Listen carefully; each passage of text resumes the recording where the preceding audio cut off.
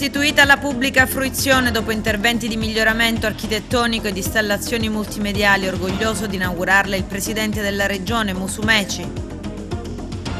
Nel catanese 27enne uccisa a colpi d'arma da fuoco, il consigliere comunale di Agrigento Fontana, dopo il violento pestaggio subito, chiede di spezzare la catena del silenzio. Picchiavano e deridevano dei disabili, diffondendo i video delle angherie in rete. Pesanti condanne per 4 licatesi, 3 reati, riconosciuto anche quello di tortura. Sciopero globale per il clima ispirato a Greta Thunberg. Lunedì i sindacati dinanzi alla prefettura di Agrigento in manifestazione per spostare l'IPIA dalla zona industriale.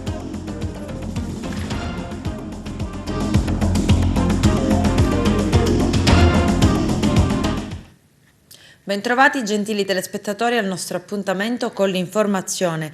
Il presidente della regione Nello Musumeci ad Agrigento per l'inaugurazione della casa natale di Pirandello ad Agrigento in contrada Caos. Si tratta di una restituzione alla pubblica fruizione dopo tanti interventi di miglioramento architettonico e multimediale. Il servizio di apertura del nostro direttore Arturo Cantella.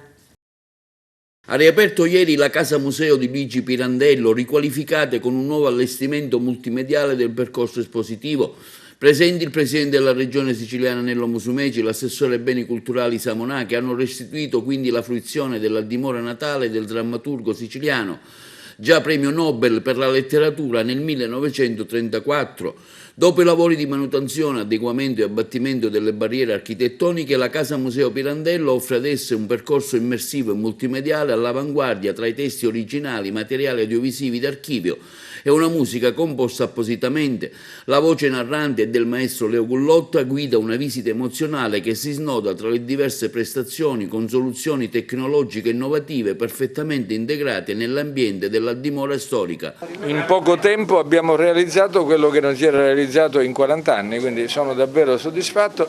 È l'inizio, ancora servono nuovi innesti, ci stiamo già lavorando. Io penso che raggiungeremo il top prima ancora dell'estate, in modo che così il flusso sostenuto di visitatori potrà sentirsi pienamente coinvolto in questo viaggio di emozione nel contatto con uno dei più grandi siciliani di tutti i tempi.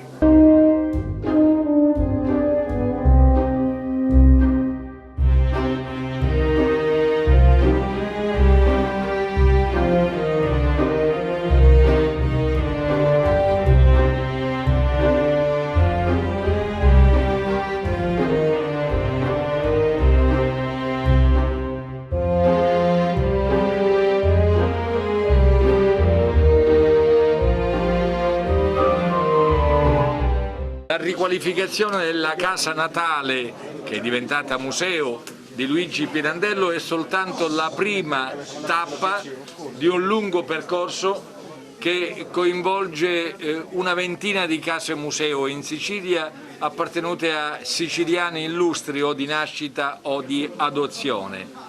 Le condizioni in cui si trovava erano davvero inaccettabili, era proibito l'ingresso ai disabili, non c'era alcuna attività che potesse stimolare la curiosità del visitatore, nulla che appartenesse alla elettronica.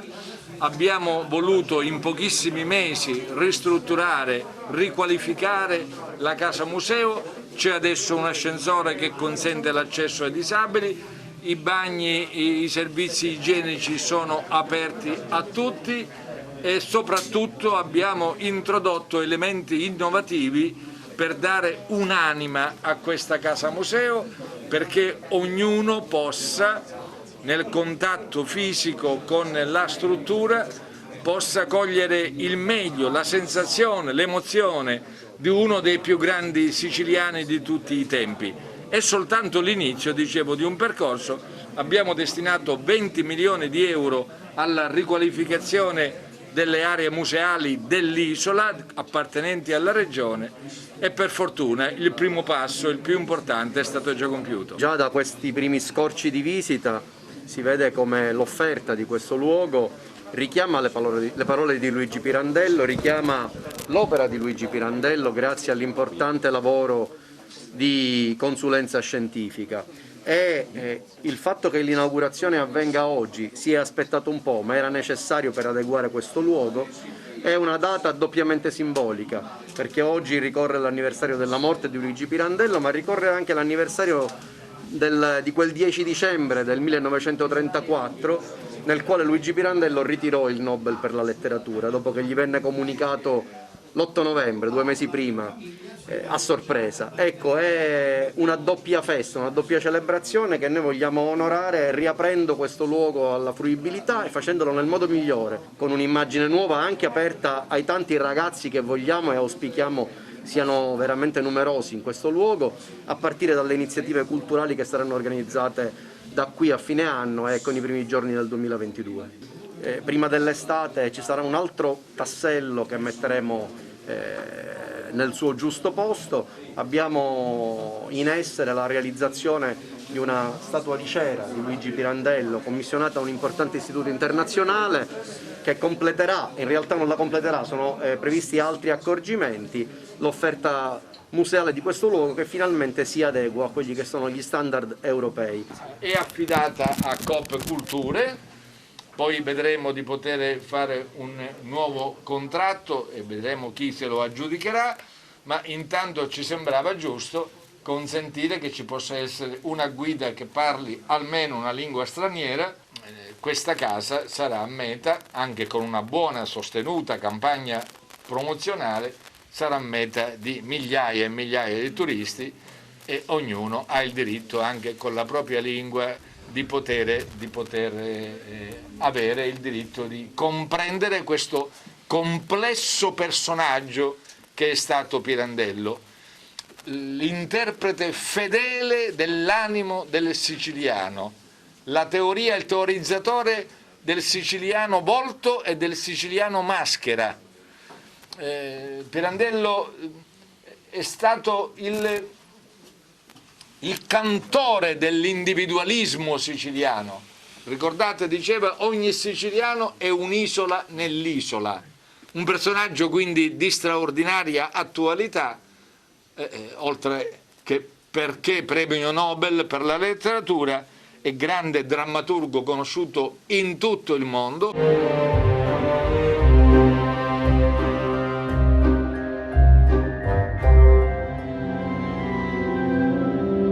Io penso che da qui a qualche mese il tempo di aggiustare ancora il tiro su quelle che sono le piccole criticità sorte, perché è normale in un intervento così complesso che ci siano ancora delle piccole cose da aggiustare, ma da qui penso all'inizio dell'anno prossimo e comunque per la campagna turistica del prossimo anno la Casa Pirandello sarà la portabandiere, diciamo, delle case dedicate ai grandi autori della Sicilia.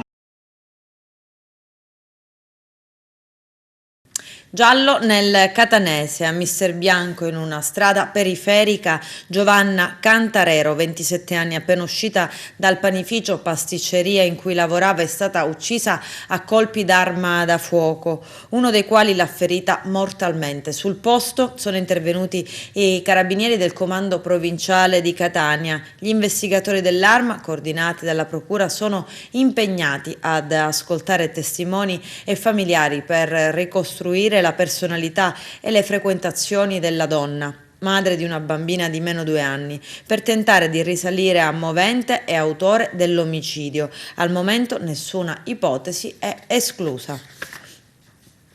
E il consigliere comunale di Agrigento Mario Fontana, brutalmente aggredito e picchiato da 2 soggetti al momento ignoti in un locale lungo il viale delle Dune a San Leone la notte fra sabato e domenica scorsi, lancia un appello. Il regalo più bello che mi possono fare gli agrigentini, scrive, è spezzare la catena del silenzio. Chi ha visto quanto accaduto non abbia paura e parli per aiutare gli inquirenti. Sono davvero commosso per le tantissime persone che mi hanno dimostrato affetto affetto e sincera vicinanza. Sto meglio anche se ci sono ferite nell'anima che non possono cancellarsi con un colpo di spugna. C'è una società e ci sono dei modelli comportamentali oggi che in molti casi capovolgono il senso della realtà e della normalità. Poi conclude Fontana, il divertimento, l'aggregazione, i momenti di svago non possono mai sfociare in atti violenti che rischiano di distruggere la vita dei ragazzi. E una rissa tra 3 persone si è verificata nella serata di giovedì scorso all'interno di un bar di Porto Empedocle. Protagonisti della zuffa, 3 trentenni, uno dei quali è stato poi soccorso all'ospedale di Agrigento per lievi ferite e contusioni. Non è chiaro il motivo alla base della scazzottata. Sul posto sono intervenuti gli agenti della sezione volanti della questura di Agrigento ed il personale medico.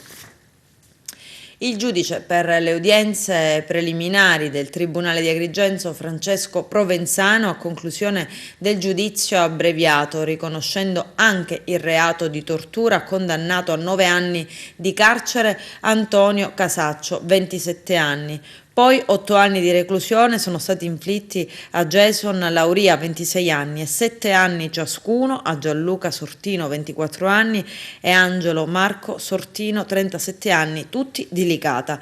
A Licata lo scorso 26 gennaio i carabinieri della locale compagnia hanno eseguito degli arresti a carico di alcuni indagati per aver sequestrato, picchiato e umiliato nella propria abitazione o in strada delle persone disabili. In occasione in strada avrebbero legato con del nastro adesivo e picchiato con un bastone un disabile, poi lasciandolo legato sarebbero andati via e sarebbe stata una donna di passaggio a liberare il malcapitato. Poi avrebbero legato ad una sedia un altro disabile con un secchio in testa e lo avrebbero altrettanto picchiato. In un'altra occasione ancora ad un disabile sarebbe stata gettata della vernice sul volto. Il tutto è stato filmato con i telefoni cellulari e diffuso in rete sui social network con titoli di derisione. Stanchi delle vessazioni e dei pestaggi, sono state le stesse vittime a denunciare quanto accaduto ed anche il padre di uno dei disabili ha raccontato agli investigatori quanto subito dal figlio. Vaccino anti-influenzale ai consigli della dottoressa Girolama Bosco dell'ASP di Agrigento. Vediamo. La campagna di vaccinazione anti-influenzale è iniziata il 25 ottobre del 2021 e si completerà il 28 febbraio del 2022. I vaccini sono distribuiti e sono somministrati dai medici di medicina generale, ma anche presso i centri vaccinali della nostra provincia.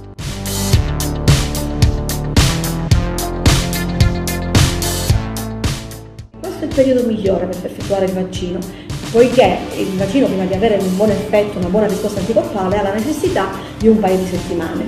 Per cui, siccome questa malattia si manifesta soprattutto nei primi mesi dell'anno, gennaio, febbraio, marzo, se facciamo il vaccino in questo momento possiamo essere protetti in quei mesi.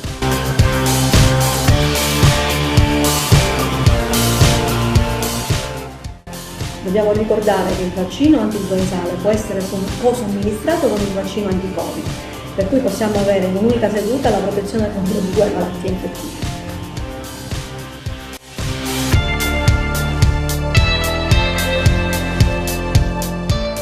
La malattia la possiamo combattere con i farmaci, ma la prevenzione bisogna che diventi uno stile di vita per noi e quindi il vaccino anti-influenzale in particolare, è l'unico metodo per combattere una malattia importante.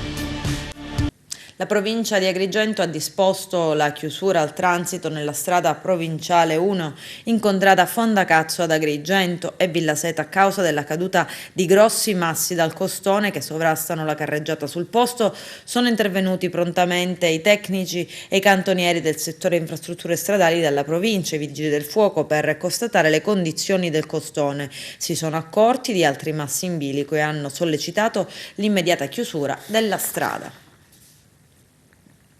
Nel pomeriggio di ieri 10 dicembre, a causa delle intense precipitazioni in contrada Campobello di Burgio, si è verificata una frana di terra e fango che ha interessato l'albergo ristorante Tenuta alle Querce, invadendo lo spiazzale antistante alla struttura e fermandosi sul muro perimetrale della stessa. A scopo precauzionale, 16 ospiti dell'albergo sono stati evacuati sul posto. I carabinieri della stazione di Burgio che non hanno riscontrato feriti. Ad Agrigento si è svolto il primo incontro didattico nell'ambito di un corso di formazione per l'avvio alla professione rivolto ai neo-architetti. Arturo Cantella. Titoli edilizi, presentazione dei progetti agli sportelli unici per l'edilizia sono stati questi i temi trattati nel corso di avviamento professionale organizzato dall'Ordine degli Architetti di Agrigento e dalla Fondazione Architetti nel Mediterraneo, con l'obiettivo di fornire ai giovani architetti gli elementi fondamentali per superare le inevitabili criticità della fase di avvio della professione. Quindi il saluto del Presidente dell'Ordine Rino Lamendola, della Fondazione Pietro Fraccabino, e la relazione di Gaetano Greco, responsabile del settore edilizia, e Raimondo Zambuto, consigliere dell'Ordine. Certo, motivo di soddisfazione e permettetemi pure di dire anche motivo di orgoglio per tutto il Consiglio dell'Ordine, il Consiglio anche della Fondazione Architetti nel Mediterraneo, per le tante iniziative e i tanti progetti che stiamo portando avanti già a pochi mesi dal nostro insediamento. Oggi diamo il via al corso di formazione professionale, di avvio alla professione, una gran bella opportunità per i giovani colleghi che si apprestano alla libera professione. Non potevamo non partire ovviamente dall'aspetto urbanistico, da tutte quelle che sono le normative vigenti che regolano l'edilizia privata. Sarà di certo un momento di confronto e anche di grossa opportunità per i giovani colleghi. Gli aspetti verranno curati da una presenza di eccezione che è l'architetto Gaetano Greco, dirigente del settore urbanistico e dell'edilizia privata, e da me per quella che potrebbe essere la mia esperienza da libero professionista. Sono davvero soddisfatto dell'invito che mi ha fatto l'architetto Lamendola, di cui sono stato segretario in quest'ordine per quasi 16 anni, per cui è una materia questa dell'aggiornamento professionale dei giovani colleghi che mi sta particolarmente a cuore.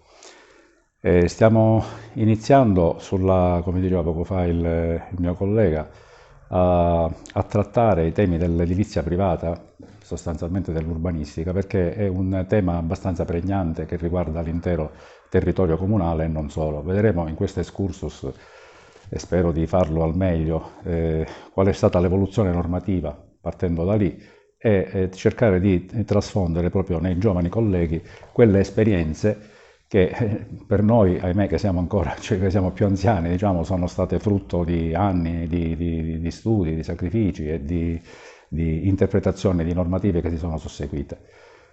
Raggiungendo questo obiettivo, credo che possiamo dare davvero un buon servizio ai giovani colleghi che si possono trovare ad affrontare delle tematiche che oggi sono abbastanza complesse. L'ultima complessità ci vede dalla impugnativa che ha fatto la Corte Costituzionale su alcuni articoli dell'ultima legge, tra l'altro di quest'anno, dell'agosto di quest'anno, la 23, sull'edilizia privata, che ci vede adesso un po' contrastati proprio nell'applicazione della norma stessa.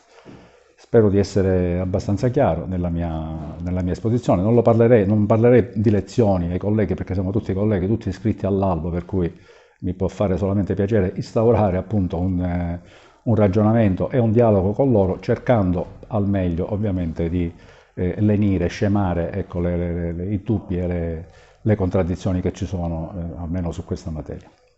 Cerimonia di accoglienza dei nuovi iscritti all'Ordine degli Ingegneri di Agrigento e premiazione dei veterani della professione. Vediamo.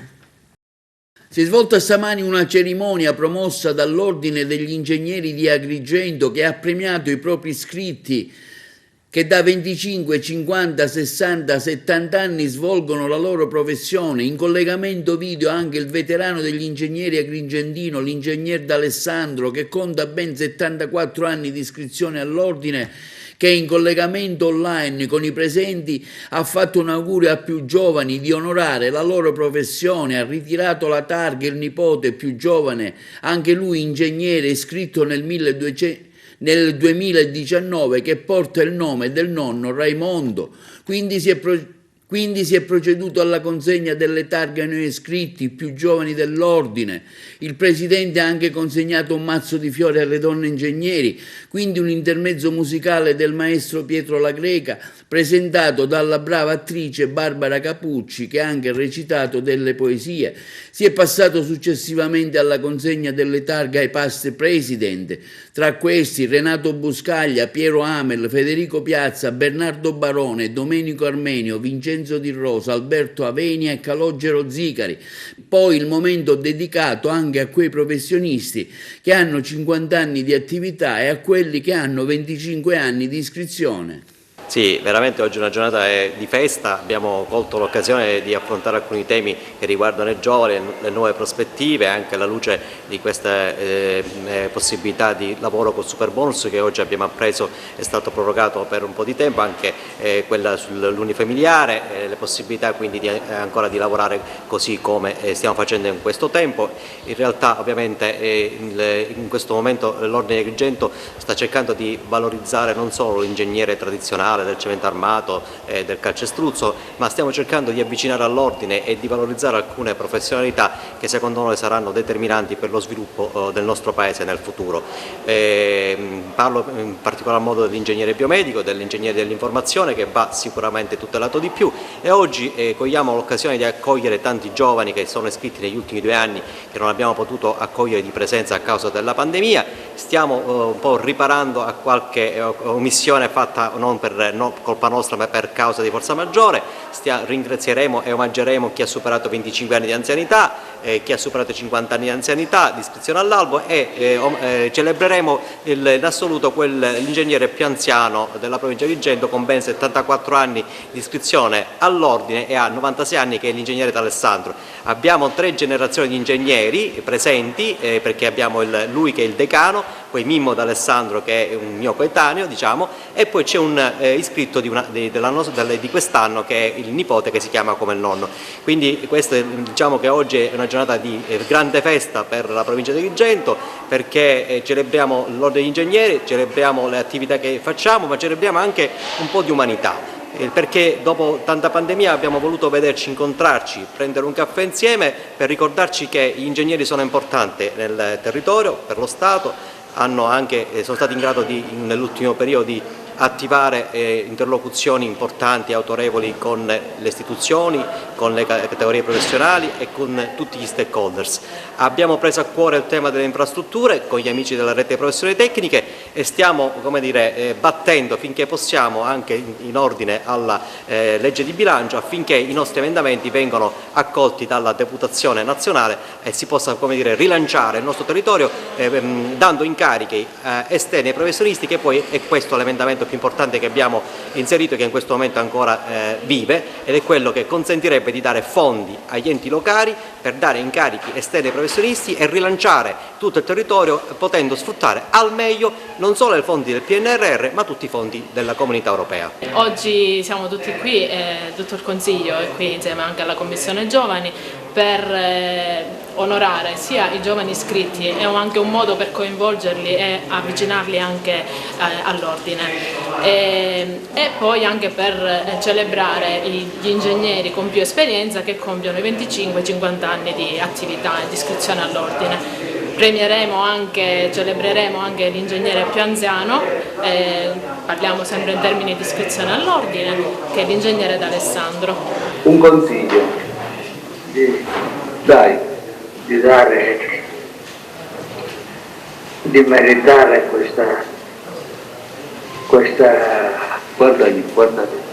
meritare, ti stanno sentendo però, l'iscrizione giusta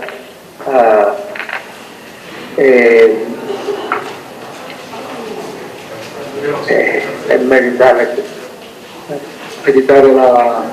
il titolo di ingegnere.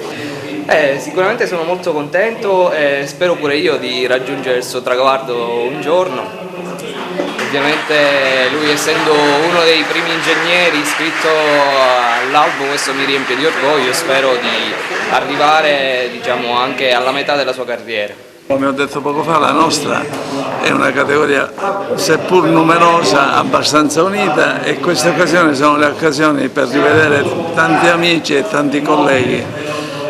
Ripeto, io sono uno dei più anziani, non anziano come ingegnere Alessandro, a cui va tutto il nostro affetto e la nostra stima, ma certamente sono contento di essere ancora qui. All'interno dell'ordine ho fatto un percorso molto lungo, ho iniziato nel 1980-81 grosso modo, adesso non me lo ricordo, quindi da 40 anni frequento questo ambiente e sono molto contento di esserci ancora e di rivedere tanti amici. L'assessore ai servizi cimiteriali del Comune di Agrigento, Giovanni Vaccaro, annuncia la restituzione dei pagamenti per concessioni al cimitero Pianogatta che non avrebbero dovuto essere pagati. Lo stesso Vaccaro spiega: si chiude finalmente una vicenda annosa ed estenuante che rimette in ordine la situazione sul rilascio delle concessioni cimiteriali e il pagamento del canone di occupazione del suolo comunale. Per quanto riguarda le cappelle gentilizie, da anni molti agrigentini erano in attesa di aver riconosciuto dei rimborsi per delle tasse di concessione che non andavano pagate. Ebbene, i cittadini con apposita domanda potranno chiedere il rimborso agli uffici cimiteriali e si potrà mettere la parola fine a un travagliato percorso in cui mi sono impegnato sin dall'insediamento. Piazze piene di studenti in tutta Italia ed anche in Sicilia in difesa dell'ambiente per il terzo sciopero globale del clima, Friday for Future, ispirato a Greta Thunberg. Vediamo. Quest'oggi abbiamo pensato di organizzare questa manifestazione perché, come tutte noi sappiamo, ultimamente la Sicilia ha vissuto una condizione meteorologica assurda, che però i media e la stampa si sono stati di chiamare maltempo. Sappiamo ormai bene, soprattutto grazie alla comunità scientifica, agli attivisti e ai popoli nativi ed indigeni, che questa si chiama crisi ecologica e climatica e non ha niente a che vedere con degli eventi sparuti, ma con qualcosa di estremo che si va a manifestare con sempre più intensità e sempre più rapidità rispetto agli ultimi anni. Quindi noi siamo qua per dare una voce a tutte le persone che sono anche morte in questo periodo e che la stampa ha ridotto a dei numeri, erano delle vite, erano delle storie. Noi siamo qua per esprimere anche la nostra sofferenza, la nostra ecoansia, perché la crisi climatica intacca anche a livello psicologico. Sapere che tra 50 anni le generazioni più giovani non avranno un futuro sicuro non è bello, perché la vita va vissuta ed è bene ricordarselo. Siamo anche qui per dare spazio ad iniziative molto belle dal basso come Sciopero per la Vita, che una mia amica attivista, Geo, di Alcamo, ha cominciato. Lei ogni giorno scrive una lettera in cui esprime la sua sofferenza, ma anche parla di argomenti di natura appunto politica e non a livello intersezionale, quindi parla di come effettivamente tutte le crisi siano interconnesse. Non possiamo parlare di crisi ambientale senza parlare di crisi geopolitica, non possiamo parlare di crisi ambientale senza parlare di crisi pandemica, non possiamo parlare di crisi ambientale se non siamo disposti a rivalutare il rapporto con le altre specie animali. Insomma, ci sarebbe da parlare tantissimo, ma noi comunque come attivisti, a priori dalla locazione, perché comunque di Fridays in Sicilia ne esistono diversi, Catania, Palermo, Alcamo, Bagheria, e noi siamo sempre disposti a poter divulgare tutto ciò, ad essere invitate ed invitati nelle scuole, insomma nei programmi televisivi, quindi noi diamo piena disponibilità dal basso. Ad Agrigento, lunedì prossimo 20 dicembre, innanzi alla prefettura, i sindacati di CGIL, CISL e UIL manifesteranno alle ore 11 e fino alle 13 al fine di rilanciare la questione che si protrae da ben 7 anni del trasferimento della scuola professionale Ipia Fermi nella zona industriale di Agrigento, che avrebbe dovuto essere provvisorio e che invece ancora è perdurante. I sindacati in particolare hanno raccolto l'appello di numerose imprese operative nella zona industriale di Agrigento, Aragona e Favara, perché tanti progetti di investimento sono restituiti al mittente a causa della vicinanza dell'istituto scolastico. Ad esempio, la valutazione di impatto ambientale non è concessa fin quando la scuola Ipia Fermi non sarà trasferita altrove e non in una zona industriale. Ciò provoca danni alle imprese, allo sviluppo e all'occupazione. Adesso c'è la pubblicità, a tra poco vi aspetto.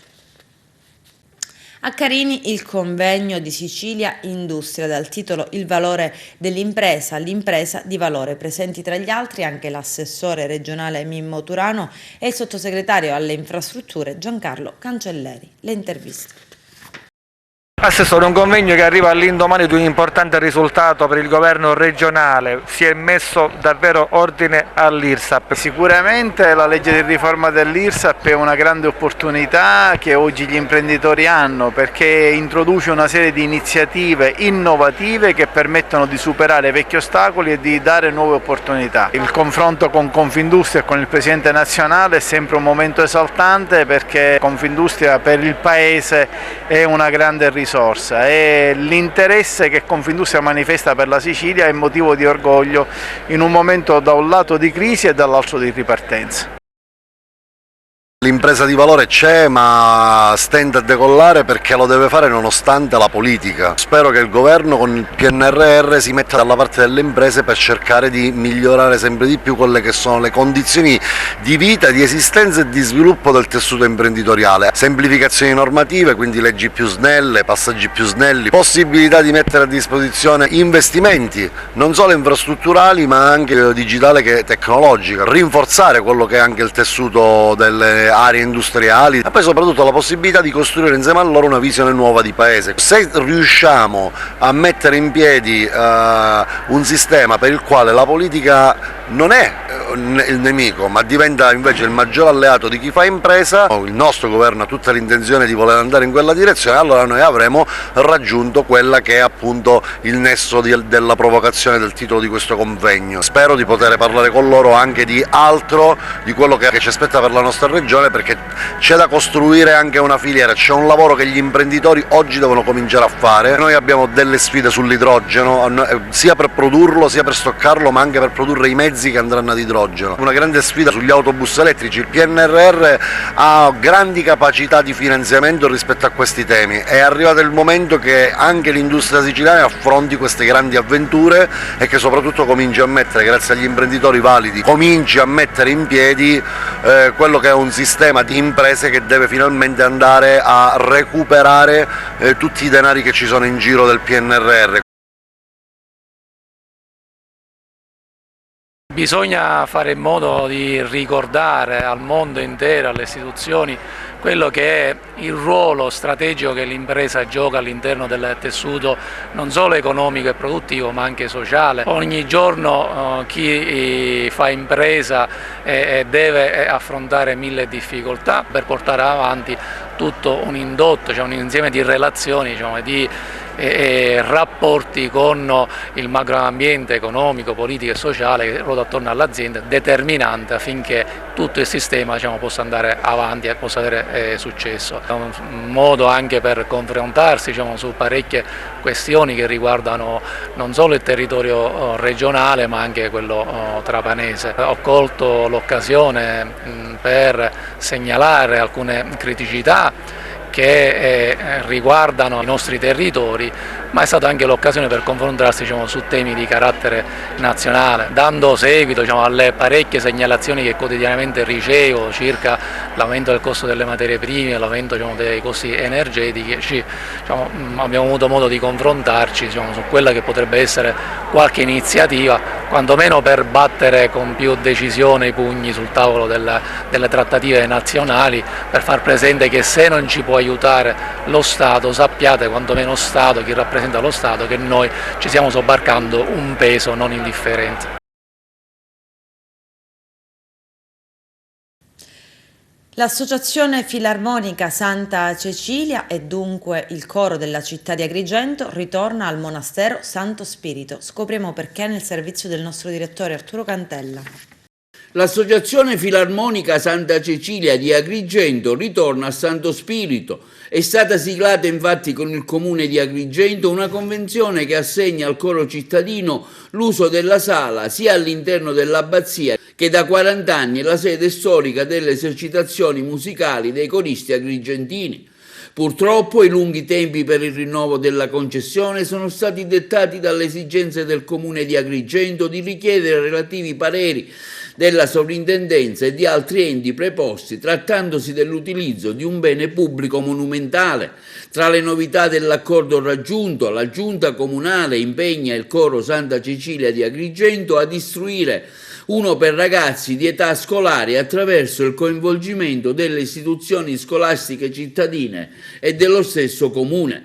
L'associazione, ringraziati il sindaco e la giunta per la loro disponibilità mostrata, riprenderà al più presto l'attività formativa nei locali riassegnati in preparazione dei concerti da realizzare in ambito regionale e all'estero, non appena le condizioni sanitarie generali permetteranno lo svolgimento in sicurezza di tali attività. A comunicarlo è il presidente del coro Santa Cecilia, Giuseppe Montana.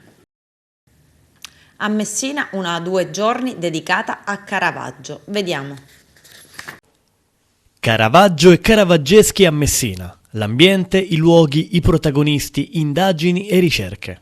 Lo stato dell'arte. E questo è il titolo del convegno in programma martedì 14 e mercoledì 15 a Messina, promosso dall'assessorato alla cultura del comune di Messina, curato dalla dottoressa Grazia Musolino e patrocinato dalla regione siciliana, dal comune di Caravaggio, dall'Università degli Studi di Messina, dalla Curia Arcivescovile, dalla Società Messinese di Storia Patria e dall'Archeoclub d'Italia, sede di Messina. La conferenza stampa di presentazione si è svolta in Sala Ovale, alla presenza anche dell'esperto comunale di arte moderna e contemporanea Alex Caminiti, che per la particolare occasione ha realizzato una copia della Natività del Caravaggio trafugata a Palermo nel 1969. È una giornata intensa che pone Messina al centro di questo 450° anniversario della nascita di Caravaggio. Siamo onorati e orgogliosi di poter avere come relatori i più accreditati studiosi messinesi che negli anni hanno prodotto, studiato e relazionato su questo importante artista. Annunciamo che per l'occasione avremo l'onore e il piacere di ricevere qui il sindaco del comune di Caravaggio, Claudio Bollandrini, e anche il sindaco di Brignano d'Adda, perché hanno accolto questo nostro invito di essere presenti e ricevere anche l'opportunità di poter visitare i quadri che sono in questo momento esposti al Museo regionale. Noi faremo appunto proprio il punto della situazione, lo stato dell'arte, degli studi, considerando che a Messina, come lei già mi anticipa, abbiamo studiosi che da 30 anni, se non di più, ricercano e fanno eventi, mostre e cataloghi su questo argomento di Caravaggio a Messina e soprattutto dei caravaggeschi, quindi dell'impatto immediato che questo artista ha avuto e che si riflette nel nostro territorio. Quindi l'idea è proprio di far emergere il territorio con i propri beni, e siamo tutti, cioè la logica è stata proprio di, in ogni caso coincide anche con aver chiamato studiosi che hanno lavorato intensamente sul territorio, facendo molte cose anche a livello di tutela, di restauro, quindi questa è la logica, diciamo, riscoprire. Io non la vorrei usare questa parola, perché se c'è un pittore famoso proprio perché è un'icona romantica è proprio Caravaggio, semmai fare il punto di quello che via via è stato ancora scoperto e ritrovato, soprattutto dalle ultime importanti mostre del 2010 che cadevano nel quarto centenario della morte. Calcio attesa per la penultima gara del girone di andata e soprattutto per il derby Akragas-Pro Favara. Carmelo Lentini. Si è sempre detto che un derby è sempre una sfida speciale, specie se a scontrarsi sono due città divise tra loro da qualche chilometro. Akragas e Pro Favara hanno una lunga storia sulle spalle, anche perché tra i due club nel passato, ma anche nel presente, ci sono stati sempre dei buoni rapporti e interscambio di calciatori. E domenica prossima, proprio in occasione della penultima gara del girone d'andata, ecco i due blasoni pronti a confrontarsi per l'aggiudicazione dell'intera posta in palio e in un momento decisamente positivo del loro cammino. L'Akragas veleggia in vetta alla classifica con un paio di punti di vantaggio sull'immediata inseguitrice, vale a dire Canicattì, però che deve recuperare una gara, e con l'obiettivo di conquistare il platonico titolo di campione d'inverno. Di contro un Pro Favara che occupa la sesta posizione in classifica generale, conseguenza di 7 vittorie, 5 sconfitte e un solo pari. 18 sono stati i sinori gol realizzati e 11 quelli subiti. Ed ha nell'attaccante Passewell il bomber che ha segnato più reti, esattamente 6, di contro un Akragas che conta 9 vittorie, 2 sconfitte e 2 pari, con 26 gol fatti e 9 subiti. Ma c'è un altro elemento che arricchisce ulteriormente questo derby, la presenza di alcuni ex biancazzurri che oggi vestono la maglia giallo-blu.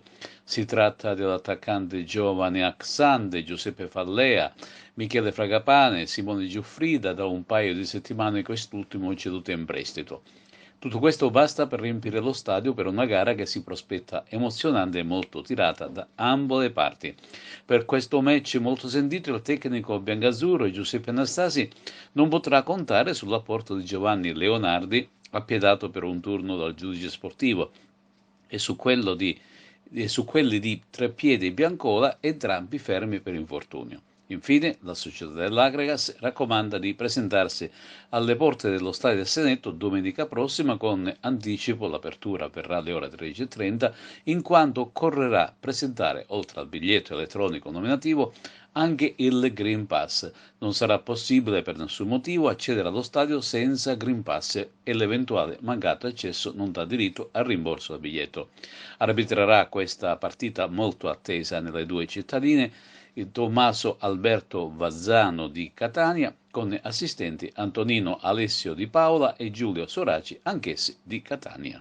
Per quanto riguarda le altre gare di eccellenza Girone A, l'Enna rinuncia a giocare per Covid la prevista trasferta con la Parmonval. Salgono così a 5 le gare da recuperare, chissà quando se ne riparlerà. Oramai il girone di andata è arrivato alla penultima giornata, per cui il girone di ritorno sarà impegnativo per la compagine gialloverde, che sarà costretta a giocare molti recuperi di mercoledì per potersi allineare con le altre. Il Casteltermini ospita il Monreale e la vittoria è d'obbligo per poter risalire la china. Occhi puntati invece sul match del Saraceno tra Canicattì e Nissa, che dovrà purtroppo disputarsi a porte chiuse per l'inagibilità delle tribune. In palio ci sono 3 punti pesantissimi che potrebbero incidere fortemente sull'andamento del campionato. Altro scontro importante si gioca a Castellammare, dove la locale squadra affronta il Mazzara, ma attenzione al match d'alta quota tra Dongarlo Misilmeri e l'Ostico Oratorio Marineo. Infine, l'impegno difficile per l'Unitas Sciacca sarà senza allenatore per le dimissioni di Giuseppe Geraldi, che affronta in trasferta la lanciatissima Mazzarese. Chiude il quadro della giornata il derby tra poveri tra Cus Palermo e Marsala. Nel torneo di promozione Girone A, trasferta per il Raffadale di Giovanni Fassone, che a Villabate cerca una vittoria per rilanciarsi ulteriormente in classifica generale. Torna invece a giocare in casa il Camarat di Nino Bellomo, che si ritrova però dinanzi alla capolista del girone, cioè il lanciatissimo Resultana San Lorenzo. Nel torneo di prima categoria Girone B torna a giocare in casa l'Empedoclina con la Sommatinese. La vittoria è d'obbligo per risalire la china. Impegnativa invece la trasferta per l'Atletico Favara, che gioca al Valentino Mazzola contro l'Ostico Master Pro. Stessa cosa dicasi per il Gemini di Renato Maggio, che gioca a Trabia con il locale Real. Infine Ravanusa sul campo del Don Bosco Mussomeli in una gara molto dura e incerta ai fini del risultato finale. Con questo è tutto, termina qui l'edizione del telegiornale. Grazie per la gentile attenzione e per essere stati con noi. Buon weekend, a presto.